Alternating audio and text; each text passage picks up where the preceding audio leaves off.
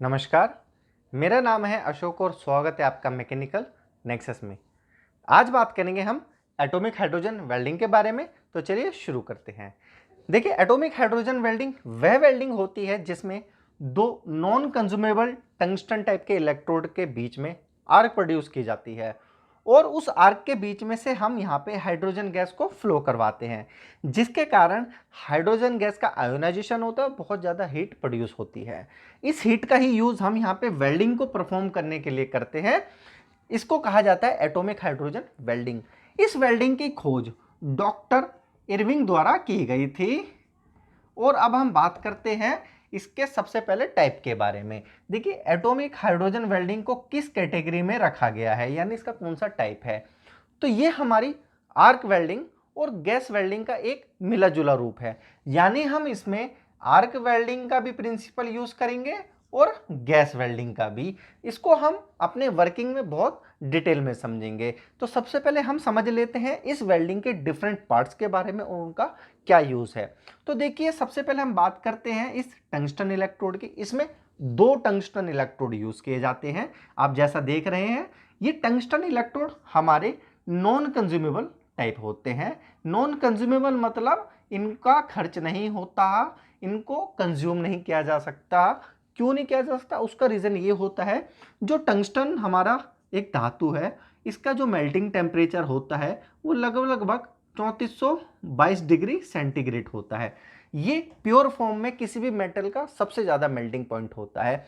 अब यहाँ पे जो हम आर्क प्रोड्यूस कर रहे हैं उसका टेम्परेचर लगभग 2000 डिग्री सेंटीग्रेड होता है। ठीक है, अब ये 2000 डिग्री सेंटीग्रेड इस टंगस्टन को तो पिघला नहीं सकती, क्योंकि इसको पिघलाने के लिए मिनिमम आपको 3422 डिग्री सेंटीग्रेड टेम्परेचर चाहिए। इसलिए इसको नॉन कंज्यूमेबल टंगस्टन इलेक्ट्रोड कहा जाता है, जो खर्च नहीं होता। ये टंगस्टन इलेक्ट्रोड देखेंगे आप, एक नोजल से कवर होता है एक क्लैंप के थ्रू। इसको इलेक्ट्रोड क्लैंप कहते हैं। यानी बीच में से तो यहाँ पे हमारा टंगस्टन इलेक्ट्रोड है और इसके चारों तरफ हमारी नोजल है, जिसके अंदर से हम यहाँ पे हाइड्रोजन गैस को फ्लो करवाएंगे, जैसा आप यहाँ पे ब्लू एरो के द्वारा देख सकते हैं। ये हमारी कनेक्ट होती है हाइड्रोजन गैस के सिलेंडर के साथ। ठीक है, अब हमारा यहाँ देखेंगे ये इंसुलेटर होता है और यहाँ ये ट्रिगर है। देखिए, ट्रिगर का क्या काम होता है। ट्रिगर अगर हम इसको ऊपर उठाएंगे तो क्या होगा, ये ट्रिगर हमारा इस इलेक्ट्रोड से कनेक्टेड है, तो इस इलेक्ट्रोड को क्या करेगा, एंगेज और डिसएंगेज करेगा। यानी कि या तो इसके इलेक्ट्रोड के साथ कांटेक्ट में लाएगा या फिर उसे दूर कर देगा। अब जैसे ही हमारा यहाँ पे स्टार्ट होता है वर्किंग प्रिंसिपल। अब वर्किंग प्रिंसिपल को देखिए, समझिए। सबसे पहले हम यहाँ पे आर्क का वर्किंग प्रिंसिपल यूज करते हैं। देखिए, आर्क का वर्किंग प्रिंसिपल मैंने अपने वीडियो आर्क वेल्डिंग में बहुत अच्छे से समझाया हुआ है। यहाँ पे मैं आपको एक ओवरव्यू देता हूँ। हम आर्क का प्रोड्यूस करने के लिए, आर्क को प्रोड्यूस करने के लिए एक इलेक्ट्रिक सर्किट बनाते हैं। उस सर्किट के अंदर से हम करंट फ्लो करवाते हैं और अब क्या करते हैं, हमारा जो इलेक्ट्रोड और वर्कपीस होता है। ठीक है, यहाँ पे मैं आर्क वेल्डिंग के बारे में आपको थोड़ा सा आइडिया दे रहा हूँ। ये मेरा इलेक्ट्रोड है और यहाँ पे ये मेरा एक वर्क पीस है। पहले तो ये कॉन्टेक्ट में थे, तो हमारे यहाँ पे इलेक्ट्रिक सर्किट बन गया और इलेक्ट्रॉन का फ्लो होना स्टार्ट हो जाता है। जैसे ही हम इसे डिसंगेज करते हैं, यानी इसको ऊपर उठाते हैं 2 mm 3 mm, जैसे भी आप ऊपर उठाते हैं, तो क्या होता है, यहाँ पे क्या है, एयर है इसके बीच में, इन दोनों के बीच में एयर है और एयर क्या है, हमारा एक गैस है। तो यहाँ पे हमारा जो इलेक्ट्रिसिटी होती है वो इसके ऊपर जंप करती है और जब जंप करती है तो इसके बीच जितनी भी गैस होती है उनको आयोनाइज्ड कर देती है। ठीक है, आयोनाइज्ड मतलब होता है कि जब हम गैस को बहुत ज़्यादा हीट करते जाते हैं, हीट करते जाते हैं, तो गैस हमारी आयोनाइज्ड हो जाती है। वो अभी आपको समझाऊंगा क्या होती है। ठीक है, तो यहाँ पे गैस आयोनाइज्ड हो जाती है और हमारा आर्क प्रोड्यूस होती है। ठीक है, जिसके द्वारा हम वेल्डिंग करते हैं। तो हमारा यहाँ पे इन दोनों टंगस्टन इलेक्ट्रोड को जैसे हम आपस में मिलाते हैं इस ट्रिगर के द्वारा, यहाँ पे आर्क प्रोड्यूस हो जाती है इसके चारों तरफ से। देखिए, जैसे कुछ मैं इस तरह से बना देता हूँ। ठीक है, अब यहाँ पे हम दो चीज यूज कर रहे हैं, एक हाइड्रोजन गैस का सिलेंडर और एक पावर सप्लाई। हम यहाँ पे प्रेफरेंस देते हैं, हम यहाँ पे एसी को यूज करने की ओवर डीसी। हम यानी एसी को ज्यादा प्रेफरेंस देते हैं डीसी के मुकाबले। क्यों? क्योंकि एसी के कारण ही इन दोनों इलेक्ट्रोड में equal quantity of heat produce की जा सकती है। ठीक है। और हमारे यहाँ पे एक सिलेंडर है, जैसा मैंने अभी बताया हाइड्रोजन गैस का सिलेंडर है, जिसके अंदर से हम यहाँ पे हाइड्रोजन गैस का यूज करेंगे। अभी हम समझेंगे उस गैस वेल्डिंग में। तो और यहाँ पे हमारा हैंडल है, इसके द्वारा ही यहाँ पे हमारे ट्रिगर को ऑन और ऑफ किया जाता है, यानी इसे इंगेज और डिसएंगेज किया जाता है। तो अब हमारे यहाँ पे आर्क प्रोड्यूस हो गई इन दोनों के बीच में। अब आते हैं हम मेनली एटॉमिक हाइड्रोजन वेल्डिंग कैसे काम करती है। तो देखिए, अब हमने यहाँ से जैसे इन दोनों के बीच में से गैस प्रोवाइड करी तो चारों तरफ से गैस जाएगी। ठीक है, आप देखेंगे चारों तरफ से, क्योंकि ये ओपनली है, नोजल है, तो कुछ बाहर निकल जाएंगी और कुछ अंदर से फ्लो करवाएंगी। और जैसे ही ये इस स्पार्क को क्रॉस करेगी, इस आर्क को क्रॉस करेगी, जैसे मान लीजिए यहाँ कर गई, यहाँ कर गई, और यहाँ से भी हमारी आर्क बाहर चली गई। तो जैसे ही ये इसको क्रॉस करेंगे तो क्या होगा, यहाँ पे मेरी हाइड्रोजन गैस है H2 मैं ले लेता हूँ, यहाँ पे मैंने इसे आर्क से प्रोवाइड किया गया, आर्क से पास करवाया है, और आर्क का टेम्परेचर हम मान लेते हैं यहाँ पर लगभग 2000 डिग्री सेंटीग्रेड होता है। तो क्या होगा, हाइड्रोजन गैस जैसे ही इस आर्क से पास होगी तो वो आयोनाइज्ड हो जाएगी। आयोनाइज्ड क्या होता है, आयोनाइज्ड मैंने भी बताया, अगर किसी गैस को बहुत ज़्यादा हीट किया जाए तो यहाँ पे हाइड्रोजन को हम क्या कर रहे हैं, हीट ही तो कर रहे हैं, 2000 डिग्री सेंटीग्रेड वो टेम्परेचर को गेन कर रही है, तो हीट कर रहे हैं, तो वो अपने एटम्स में टूट जाएगी। तो यहाँ पे हाइड्रोजन क्या है, हमारे एक मॉलिक्यूल्स है, ठीक है, और ये अपने हाइड्रोजन के एटम में टूट जाएगी और साथ के साथ आयोनाइज्ड भी हो जाएगी। आई होप आप समझ रहे हैं। यहाँ पे ये हीट को एब्जॉर्ब कर रही है अंदर, अपने अंदर, इसलिए माइनस का साइन यूज कर रहा हूं, और यहाँ पे हीट को कर रही है एब्जॉर्ब। ठीक है, अब देखिए जो यहाँ पे हीट को एब्जॉर्ब कर रही है, इसको टेक्निकली कहा जाता है, अगर ये आपने रिएक्शन को याद करेंगे, इस रिएक्शन को कहा जाता है एंडोथर्मिक रिएक्शन।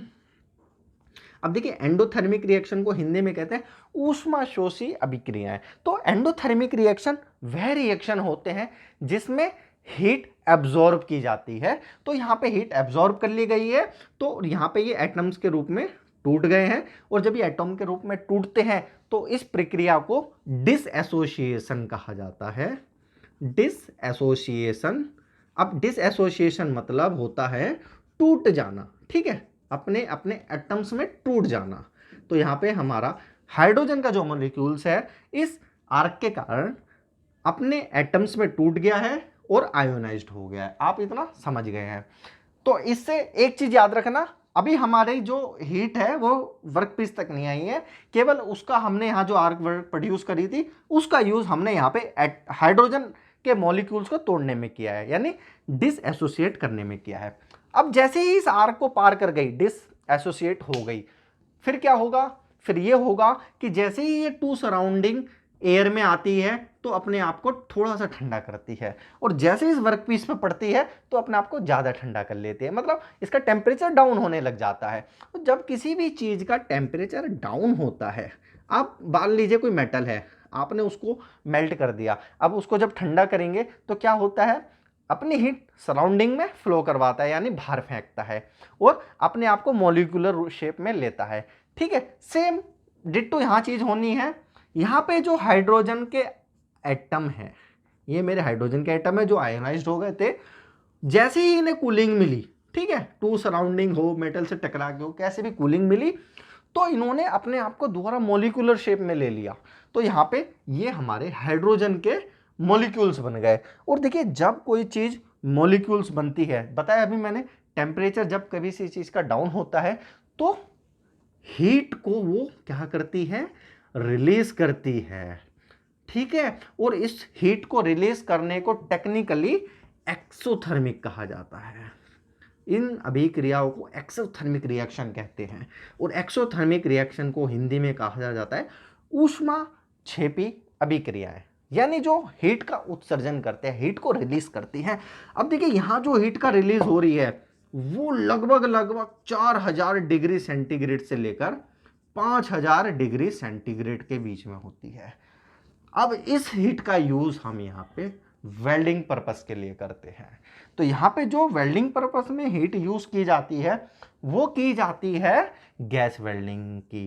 किस फॉर्म में, आयोनाइज्ड फॉर्म में पहले तोड़ा जाता है, बाद में उसे एसोसिएट कर दिया जाता है, यानी यहाँ पे ये वर्ड को कहेंगे हम एसोसिएट, यानी जोड़ देना, तोड़े हुए एटम को वापस जोड़ देना। ठीक है, ये एच जो होता है हमारा डाई एटोमिक होता है, आपके नॉलेज के लिए बता देता हूँ। डाई एटोमिक होता है जिसमें एटम दो होते हैं। सिंगल हो एटम, दो या दो से ज़्यादा हो तो उसे मॉलिक्यूल्स कहा जाता है। ठीक है, मटेरियल साइंस में इसको और अच्छे से डिस्कस करेंगे।